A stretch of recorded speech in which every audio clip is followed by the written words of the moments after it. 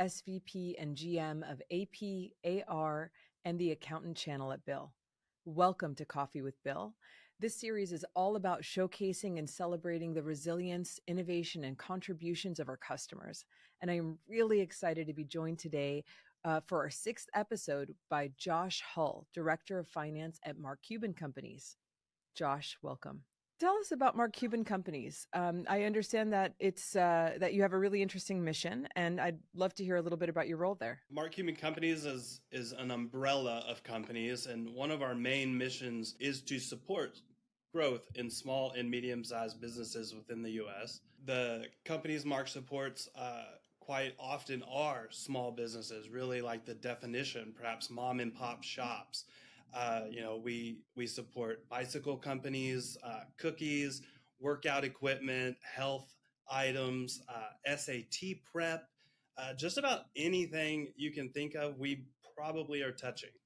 How does Mark Cuban Companies help its businesses grow?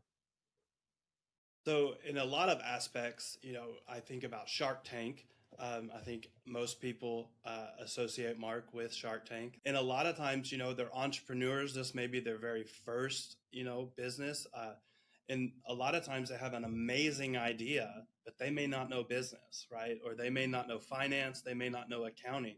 And that's really where we can come alongside, with Mark's experience and with ours and just help guide them, to better the business, Can you give us some examples of the ways that you're building that business skill set in the community?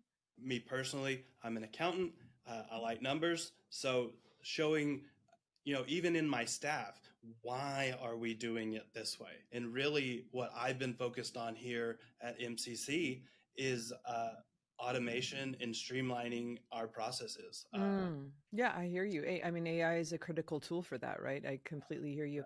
Right. And speaking of AI, I read recently about the AI boot camp that you've set up. Can you tell us more about that? Yeah, it's a really exciting program out of our foundation. Right now we have, let's see, it was 30 locations across 21 states.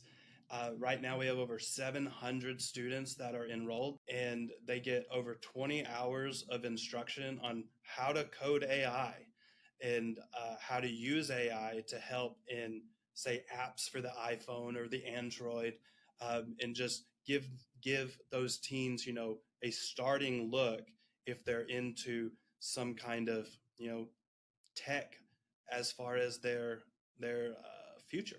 It sounds like the objective is to grow their skill set with AI as a tool. Is that right?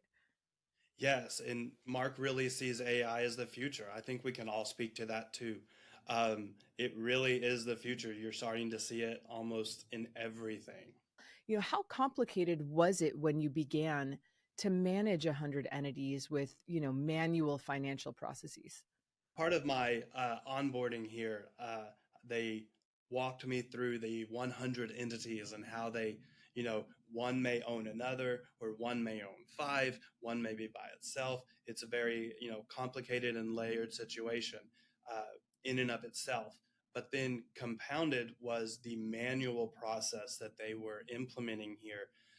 All approvals, went through one email for across 100 companies. We had our clerks literally hand typing emails, chasing managers, maybe on the phone. And then for those approvals, we're just saving down a PDF of that email, right? Well, what if we move an email out of the inbox and it wasn't approved yet? Well, it's not on our radar anymore. That sounds like a nightmare. Yes, it's literally was just a tracking nightmare. We tried an Excel, but really, again, it's all manual.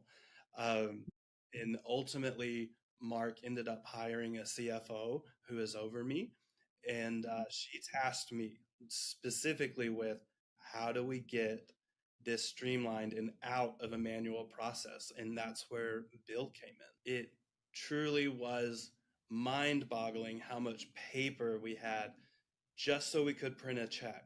And scary. Like, what about the security Right. risk? Right, exactly. It's a huge risk, Um, one check missing, and who knows what can happen, right? And we destroyed all of that check stock. So thousands and thousands of pages. We actually took out onto a farm and Oh lit it my, on fire. that's the I'm like, best.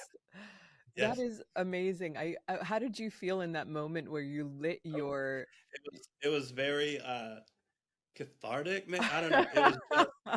It was just like almost sickening in a way though, because Yeah. think how much money we spent just to print that paper, Oh God, I can right? relate the So we had waste. thousands of, Yeah. it's just mind-boggling, the manual process. You know what I love about that story is it also demonstrates your commitment to the automation. Like you were so committed to automation, you burned the manual way with no option to go back. Yes. Was there Yeah, a totally. moment was there a moment in your experience where you kind of threw up your hands and said nope, like we're not going to do this anymore, our financial operations have to change, we've got to figure out a way to automate? Like what triggered the change for you? Really, it was after a year of working 50s or more. Um, our AP process involved four people, 4 days a week, literally. Uh, Mm, and we could not get them out of that process. mhm. Um, we were stretched so thin, after working 50s for a year. I was like, no, this is not sustainable. I am a family man. And I'm like, I want to see my kids. Yeah. Yeah, I can completely understand. And how did the process of automation change your business? You mentioned four people, 4 days a week. Like what changed? The whole, even atmosphere here has changed. I can tell you, I have not worked a single 41-hour week. After we implemented Bill, uh, we went from being over a year behind on bank reconciliations to daily reconciliation now. We are completely caught up on all 100 accounts. So Bill Um, enabled daily reconciliation. yes, Wow. yes, across uh,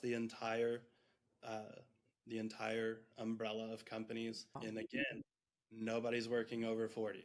And is the work Nobody is they're doing stressed. more strategic? Does it change the kind of Yes, work they do? yes. Even my clerk, she's now no longer stuck in approval mode, email all day. Yeah, I've always known that like automation drives efficiency, but the way that you're talking about it, it sounds like it was a real cultural revolution for the team. Oh, yes.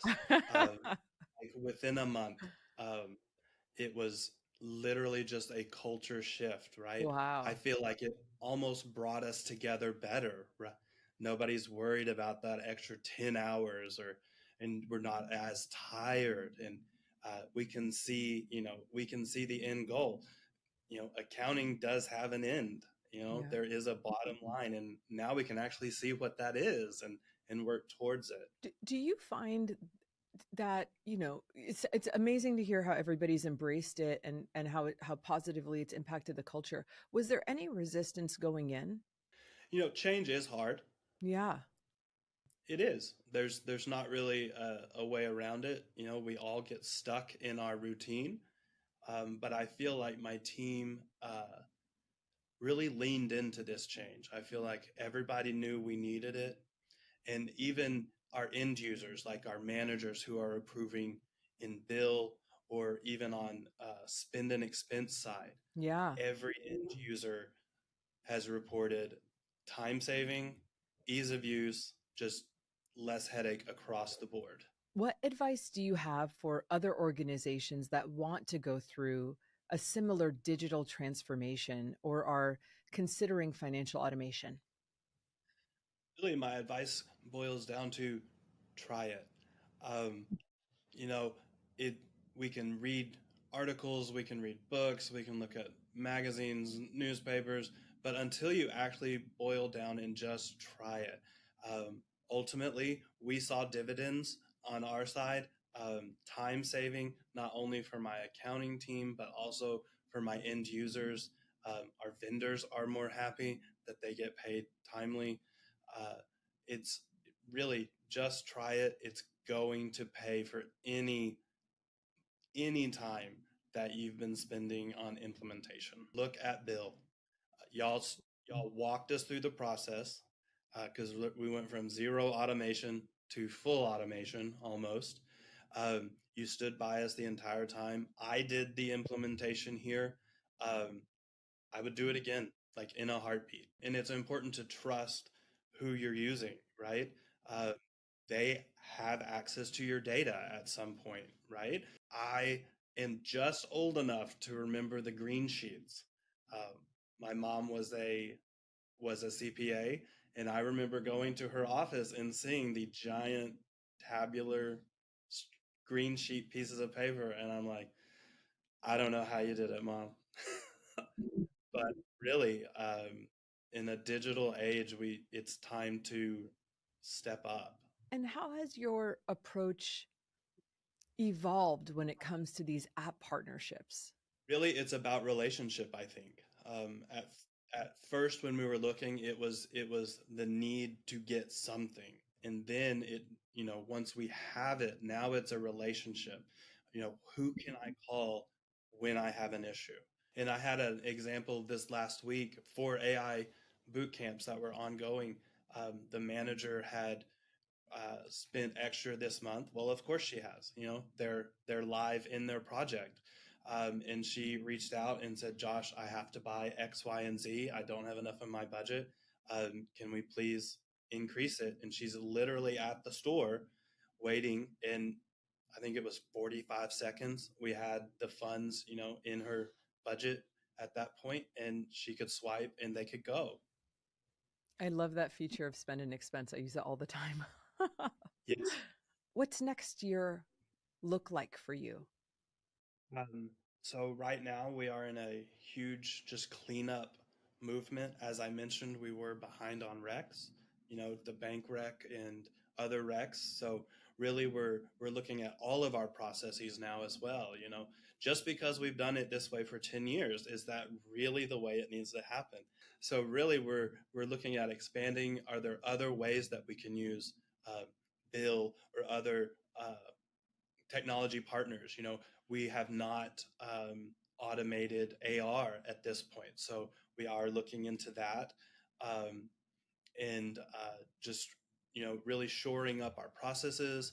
And we never know what Mark's going to do next. Well, Josh, it was a sincere pleasure to get to meet you and hear about the amazing things happening at Mark Cuban Company. Thank you so much for your time. Thank you for having me.